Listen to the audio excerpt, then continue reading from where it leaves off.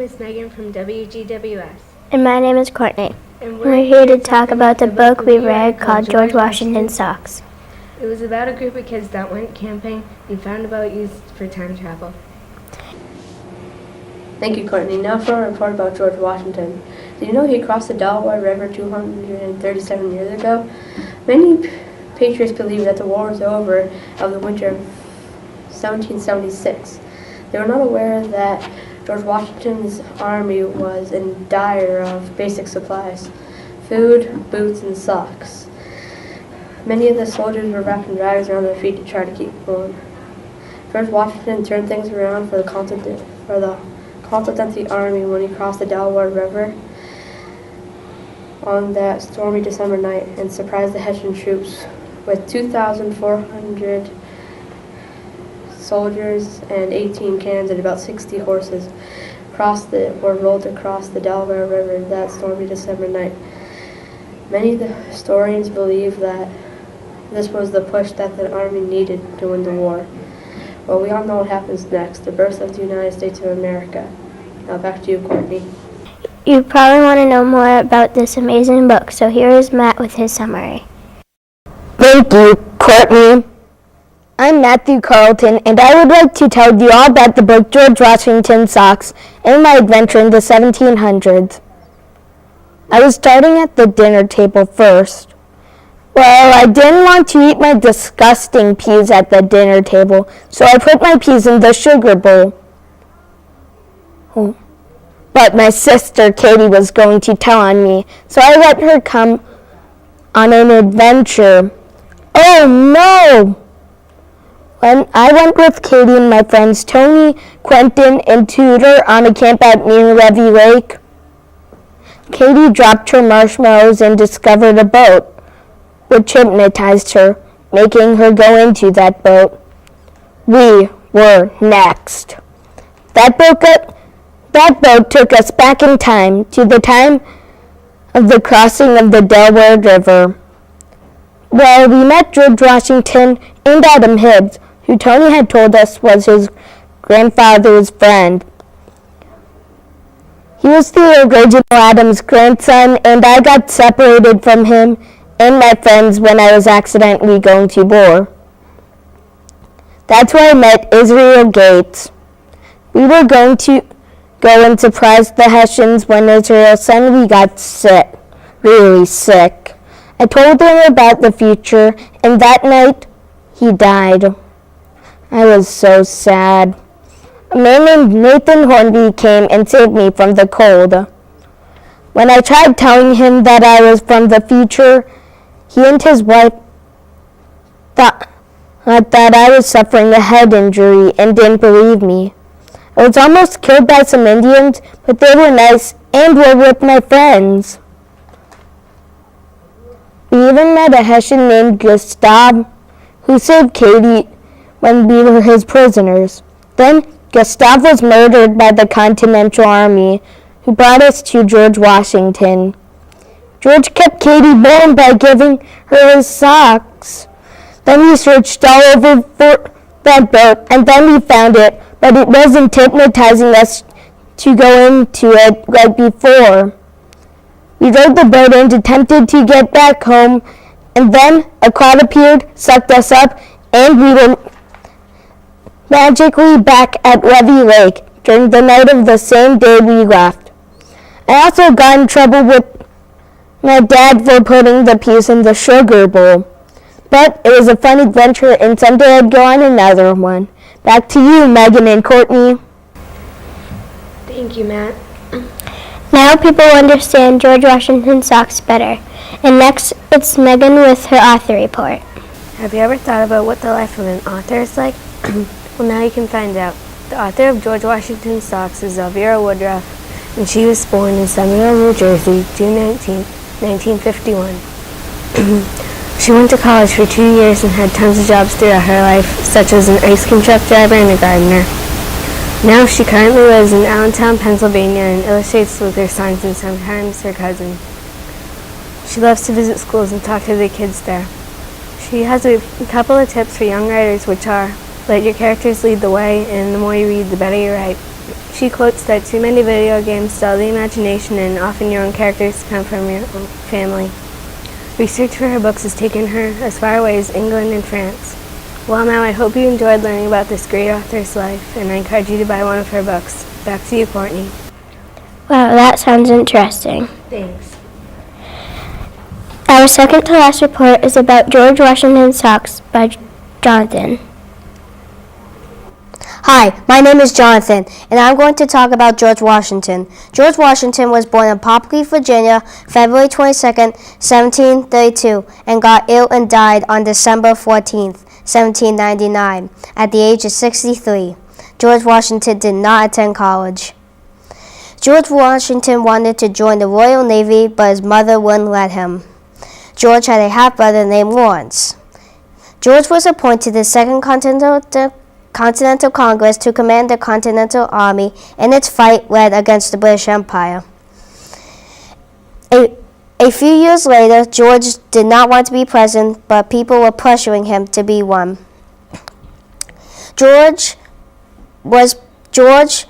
People were voting for him to be president, and he won. George was president from 1789 to 1797. In our book, George Washington's Socks, George gave Katie his socks to keep her warm. George was a kind man and a very good president. Back to you, Megan. Cool. It's like hearing about history. In the book, George sounded very brave and kind to his men and others. Yeah, he was also caring and warm-hearted. And our final report is by Courtney, and it's about frostbite. Hi, my name is Courtney, and I'm here to tell you about frostbite. In the book, George Washington's Socks, many soldiers walked through snow and ice with rags on their feet because they didn't have any shoes. This caused many soldiers to get frostbite.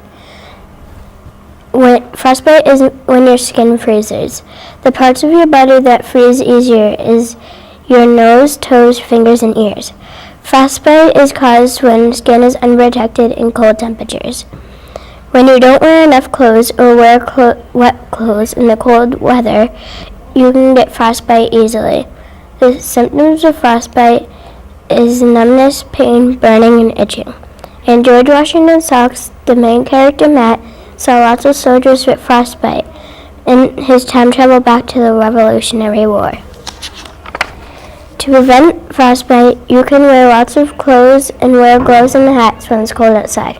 Thanks for watching, and I hope you learn more about frostbite. Now back to you, Megan.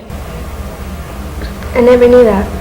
I hope you liked our little broadcast. Have a great day. The book we read called George Washington's Socks is really cool. And we hope you had the time to read it since it was really great. Bye.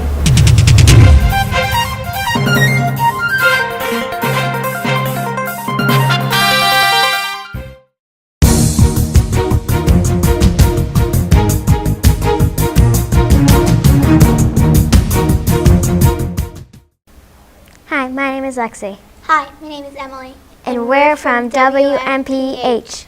We'll be talking about the book Running Out of Time by Margaret Peterson Haddix. Running Out of Time is about a girl living in a fictional village called Clifton. But when her family got sick, things started to happen. Her mother sent her on a mission to find a doctor. On the mission, she discovered lots of cool things, which brings us to our interview with Jessie Keyser. And here's Lexi in Clifton Village. Hi, I am here at WMPH with Jessie Keyser from the Clifton in the book Running Out of Time. Hi, Jessie. Hi, Lexi. I'm so glad to be here today. I am so glad to see you. Now can I ask you a few questions? Yes. First, how many brothers and sisters do you have? Well, I have 4 other siblings. Katie, Hannah, Andrew, and Bartholomew. I'm the second oldest child in my family. If you could describe the mission that your mother sent you on in one word, what word would you use? I would describe it as dangerous. Really? Why would you call it dangerous? It was dangerous because I had to go away from home. I had no idea where I was, and everything was different from Clifton. How did you feel in the clothes that your mother had given you?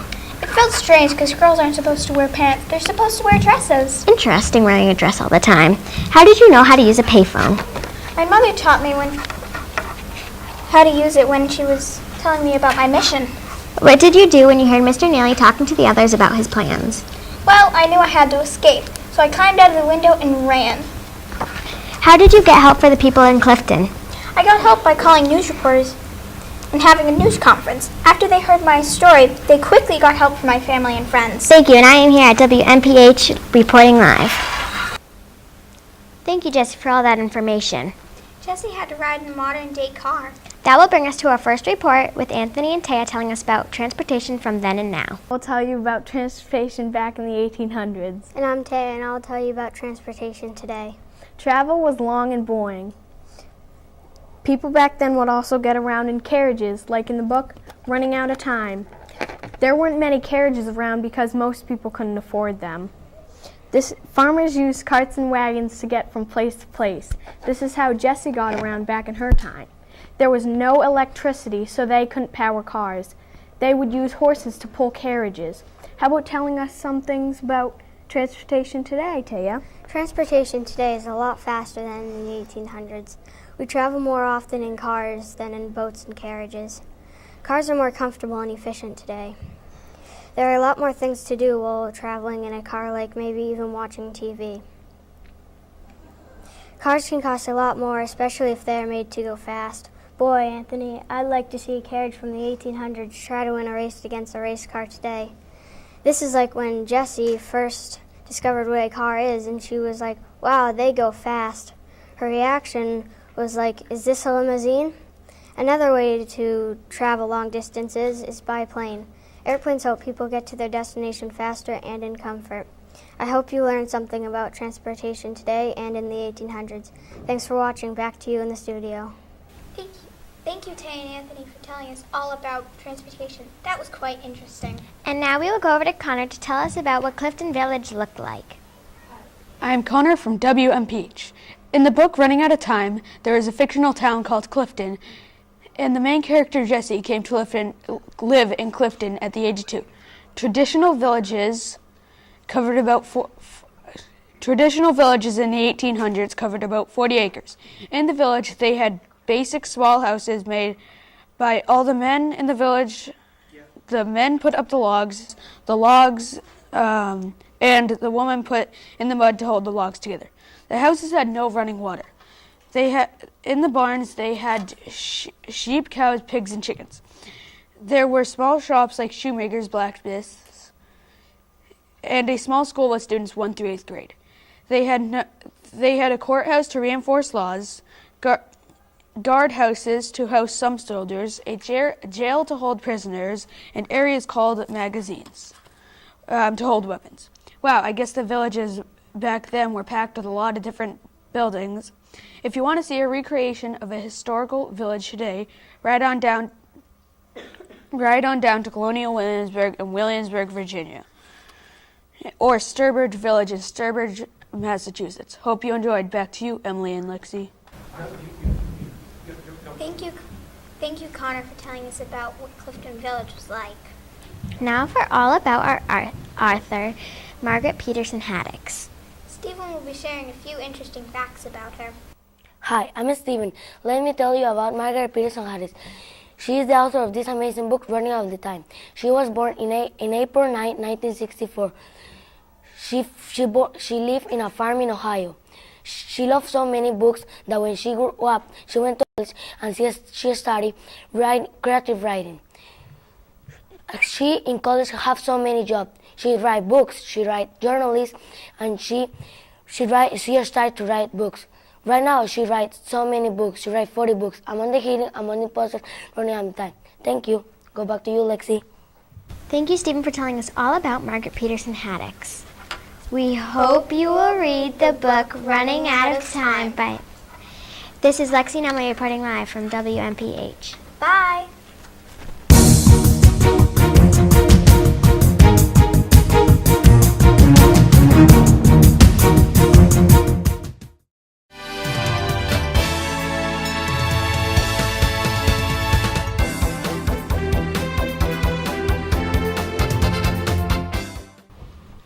Hi guys, we're Luke, Scott, and Johnny from WCSL. Today our news report is based on the book George Washington Socks, written by Elvira Woodruff. First we're going to aim and shoot our cameras over to Johnny, who's talking about sports in 1776. Thanks, Scott. Back in 1776, people didn't have all the fun and exciting sports we have today, like basketball and football. One of the most popular sports they had back in the days that's still around here today is a sport called cricket. Yes, it's called cricket, but there's no real crickets involved. To play this game, each team needs a batsman who gets out by either having the opposing team's bowler or fielder catch the ball in midair after he hits it, or if his wicket, which is his bat, gets knocked down.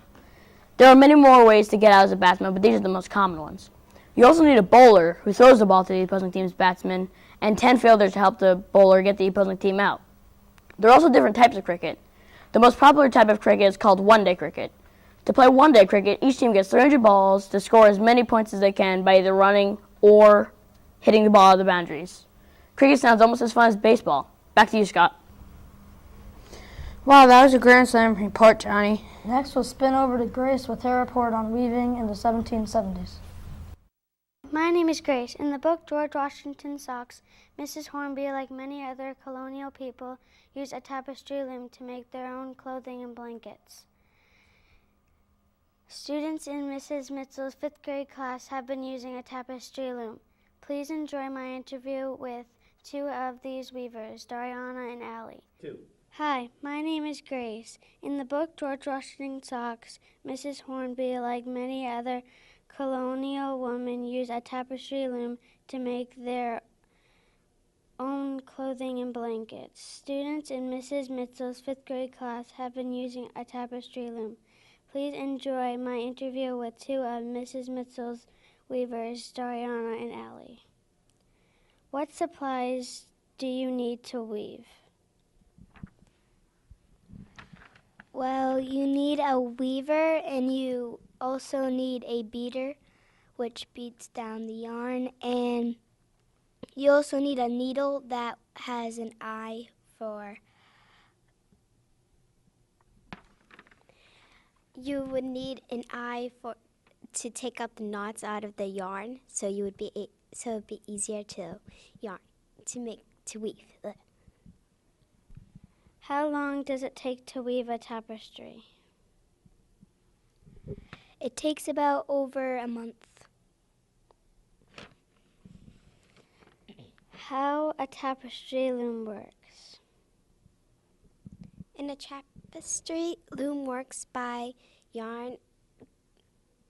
Like, it wraps around the loom back and forth, and then what you do is you go back and forth, in and out with the yarn, and then you just start to beat it. How much string do you need to use the loom?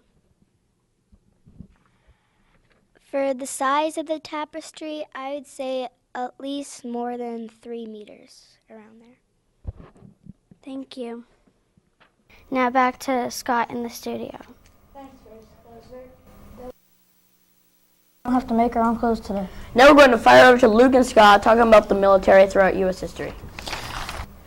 Thanks, Johnny. Now I have a story on the evolution of the United States dating all the way back to the Revolutionary War.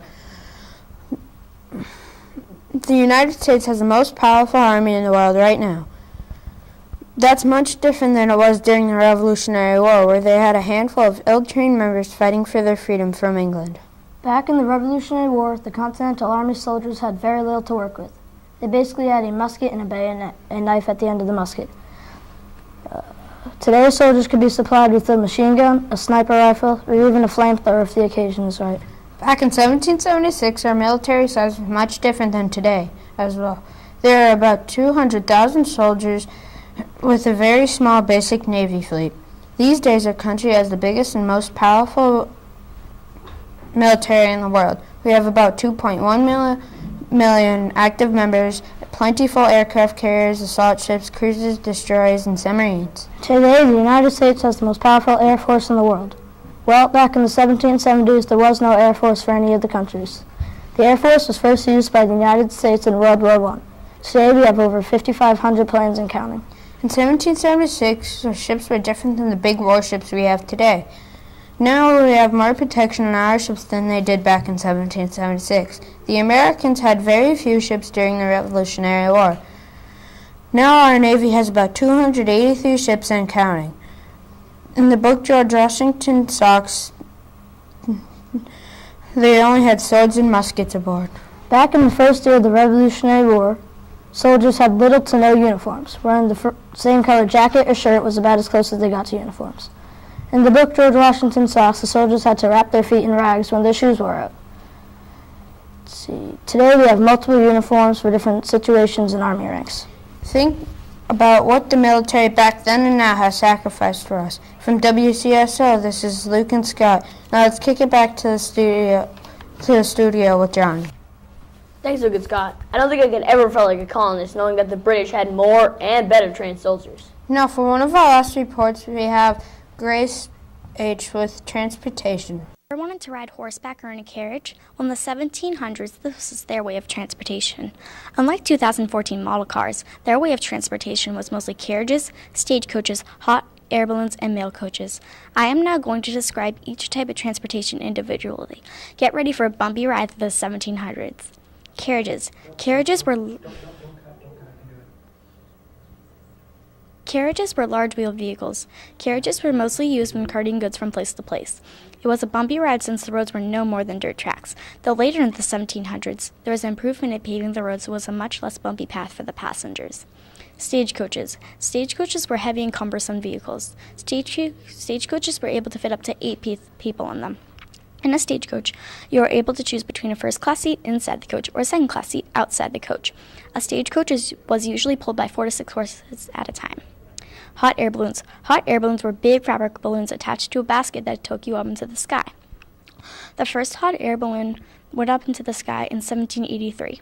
To make it go up into the sky, they lit a bonfire of straw and wool under a canvas. The basket below the big balloon was able to fit up to 2 people in it. This trip was mostly for the wealthy. Mail coaches. Mail coaches were coaches that delivered mail and communication. Usually it took about 3 days for the mail to get to its destination. The first mail coach delivered mail in 1784, just after the first hot air balloon took flight. The horses that drive the mail coaches are big and muscular. All guards on the mail coach are armed, and no outside passengers are able to hop on for a quick ride. This concludes my report on transportation. I hope you enjoyed it. This is Grace from WCSL News. Now let's kick it back to Johnny, Luke, and Scott in the studio. Wow, I didn't know they had hot air balloons back then. Now, last but not least, we have Grace H. interviewing Matthew Carlton. Hi, my name is Grace. I'm here today to interview my old pal Matt from the book George Washington Socks. Hi, Matt. Hi, Grace. So, I heard you were in an adventure recently? 2 adventures, actually, although this one is about the book George Washington Socks. So, let's get to the questions. How did you get into this time travel adventure? Well, it's a long story. When my friend Brian, who we call Hooter and takes care of everything's injuries, Quentin, the smart one, Tony, the lookout, and my sister Katie went camping.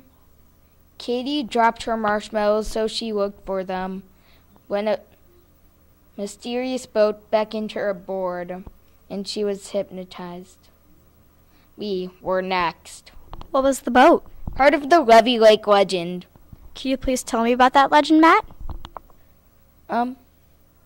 Sure. On a night with a 3/4 moon, a mysterious boat appears at Levy Lake, or previously called Lake Lavart, which says on the inside, Emmett Lavart, or time travel.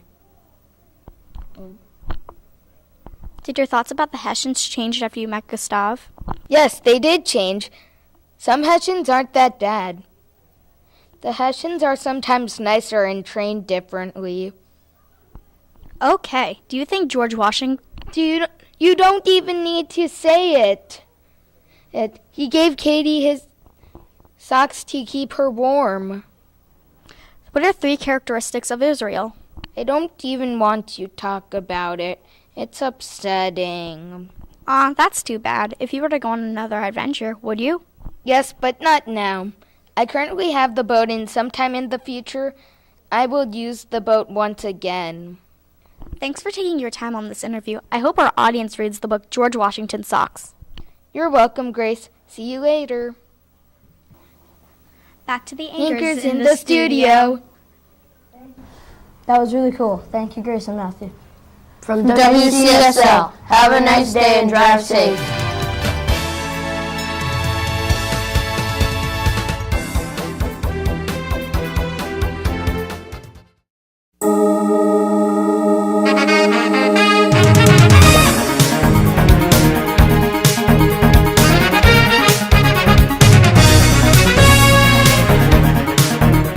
Hi, my name is Jared. And I'm Riley, and we are anchors for the WDOG News Team. Today our newscast is about a book named Running Out of Time by Margaret Peterson Haddix. Everyone on the WDOG News Team has read the book. The book is about a 13-year-old girl named Jessie. The town she lives in is struck with diphtheria and all the children are dying. Jessie then has to save the whole town, but will she run out of time? Now let's go over to Jack with sports. Thanks, Jared. My name is Jack, and I'm going to be telling you about lacrosse in the Clifton's exciting lacrosse game between Jessie's dad and friends and the Clifton's elementary school teachers. This is how they played the game of lacrosse. Native Americans played lacrosse very aggressively and needed to be in very good shape because the nets were 500 yards to a half mile apart. Games were played for 2 to 3 days without timeouts. Native Americans wore different colored deer skins for uniforms, and they had 4 to 5 foot long sticks, which are double the length that they are today. In the 1800s, the Native Americans called lacrosse bagatue. With 1,000 players on the field at once, there were sticks everywhere and one ball, which made things very confusing. In the 1840s, French settlers from Canada started to play the game. The settlers and the Indians played the game for land in 1844. The settlers wanted rules because the Indians played so harshly. With the new rules, only 10 players could play on the field at once, including one goalie for both teams. I'm a lacrosse player myself, and I'm sure glad I wasn't playing back. Wow, I didn't know they played lacrosse back then. Yeah, me neither. Now let's run over to Brody with a report on transportation. Hi, I'm Brody, and I'll be talking about transportation. Transportation has come a long way since the 1800s. In the book, Running Out of Time, the people of the fictional village of Clifton walked or used covered wagons, horses, and stagecoaches. I'm glad I don't live in the 1800s because when you're out of supplies, you can get in your car and go to the store. Back then, they needed to hail a stagecoach, have 2 or 3 horses, pull them to the store, get the supplies, hail another stagecoach, then go back home. All that would probably take 10 to 20 minutes. No, 1 to 3 hours. With a car, that would probably take 10 to 20 minutes. When Jessie escaped from Clifton, she snuck a ride in a bread truck. If she hadn't done that, her journey would have been a lot longer. Back then, there were dirt roads. Now we have paved roads. Though we have to do with potholes, they often have to deal with being stuck in the mud. Though Jessie found cars and buses different and scary, she thought they were the best invention ever. Now back to you, Riley. Cool. And now we have Sophia with her diphtheria report. Sophia. In our book, Running Out of Time, there is a life-threatening disease called diphtheria that is killing all the kids in Clifton. I'm going to tell you a little bit about this disease. The symptoms in the early stages are low fever, swollen throat, weakness, and a runny nose. Other symptoms that are more life-threatening are difficulty breathing and swallowing, heart attacks. Diphtheria can attack your nerves, cause double vision, slurred speech, pale skin. You can feel chilly, have rapid heartbeat, and sweat a lot. Diphtheria can also lead to death. Diphtheria is an infection that spreads quickly and mostly affects your nose and throat. Today it is rare in the United States and Europe because of the vaccination for it. If the doctor thinks you have diphtheria, you will be given a treatment right away, even before the test results come back. DTaP is the vaccination that helps prevent people from getting diphtheria. I hope you are thankful that there is a vaccination for diphtheria today and that we don't have to go through what Jessie did in the book Running Out of Time when she had to find medicine to cure all the kids in Clifton. Back to you, Jared. Thank you, Sophia. Good thing we have medicine to cure diphtheria. Now Jared is going to tell you about fashion. Back in the 1840s, the colonists didn't have shirts, pants, jeans, and shoes like we have today. Back then they made their own fabrics and sewed them together. It took a long time to make their own clothes, so they used the old ones for a long time. They only had 2 outfits, day clothes and night clothes. When the leather shoes worn out, they wore rags on their feet. The wealthy people back then were able to own more dresses and clothes than the poor people. Boys mostly wore pants and the girls wore long skirts. Jessie, from running out of time, wore an apron over her button-up shirt and a long skirt. Also, in this fictional story, Jessie travels to 1996, where she wore blue jeans, a t-shirt, and boots. These clothes felt different and weird to Jessie. She knows she needs to blend in with the modern people, so she gets used to these strange clothes. I think Jessie must have felt awkward because she had never seen so many different clothes before. People today should appreciate having many choices of clean, warm clothes. Back to you, Riley. Thanks, Jared. Now let's fly over to Riley with her technology report. Thank you, Jared. Hi, today I'm going to talk to you about technology. Technology has changed a lot since the 1840s. In the 1840s, people did not have light bulbs or electricity. They used lanterns and candles. When Jessie first saw light coming from the light bulbs, she thought that they were globes filled with sunlight. In the 1840s, people did not have toilets. They used outhouses. Today, we have toilets, and you can just flush and you're done. It was not that easy back then. After leaving colonial life, Jessie had to spend her first modern night in the bathroom. She was alarmed on the toilets flushing on their own. In our modern times, we have so much more technology available. We can watch TV or play on our iPhones. Back in the 1800s, all the children had to work. I'm very glad I was not alive back then. Back to you, Jared. Wow, that's really cool. Thanks. Finally, let's jump over to Dustin to tell us about a modern-day colonial village. Hello, my name is Dustin Johnson, here with my report on Sturbridge Village. Sturbridge Village is in Sturbridge, Massachusetts. This village shows what life was like from the 1790s through the 1830s. In running out of time, the main character, Jessie, grows up in a village in the 1840s. At Sturbridge Village, you can see historical houses, dirt roads, and horses and carriages. In running out of time, Jessie's father is a blacksmith. At Sturbridge Village, you can see a smithy in action. You can also sit in a one-room schoolhouse, just like the one Jessie experienced. I guess Sturbridge Village is a lot like running out of time. Now back to you, Riley. Dustin, we should really go now. That's all for today, and thank you for watching WDOG News.